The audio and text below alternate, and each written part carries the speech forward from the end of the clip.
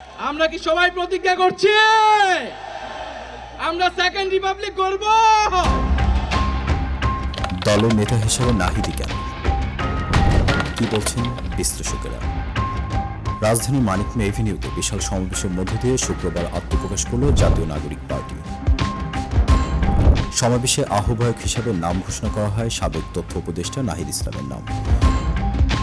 এরপর থেকে জনমনে একটা প্রশ্ন, বৈষম্য বিরোধী ছাত্র আন্দোলনের শত শত সমন্বয়কারী, হাজার হাজার নেতাকর্মী থাকতে ২৬ বছর বয়সী নাহিদকে কেন আহ্বায়ক হিসেবে বেছে নেওয়া হলো?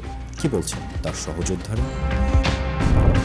এ বিষয়ে জাতীয় নাগরিক কমিটির যুগ্ম আহ্বায়ক আরিফুল ইসলাম আদিব মনে করেন, সাংগঠনিক দক্ষতা, রাজনৈতিক বোঝাপড়া ও জনগণের সাথে ডিলিং, যাদের মাঝে একই সাথে এই তিনটি দক্ষতা উপস্থিত থাকে, রাজনৈতিক দলের ক্ষেত্রে তারাই সামনের দিকে এগিয়ে যায়।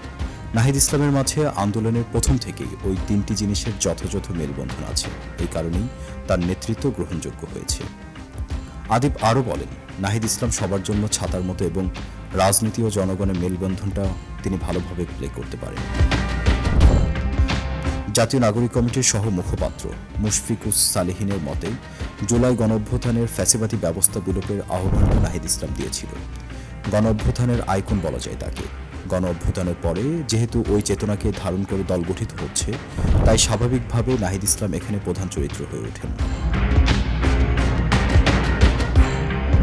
নতুন দলের প্রধান সমন্বয়ক নাসিরউদ্দিন পাটোয়ারী বলেন, এটি সম্পূর্ণভাবে স্ট্র্যাটেজিক্যাল কারণে করা হয়েছে।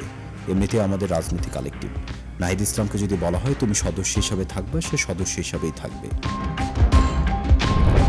এ বিষয়ে ঢাকা বিশ্ববিদ্যালয়ের শিক্ষক ও রাজনৈতিক বিশ্লেষক ডক্টর জোবাইদা নাসরিন বলেন, তাকে আমরা কোটা আন্দোলন থেকে দেখছি।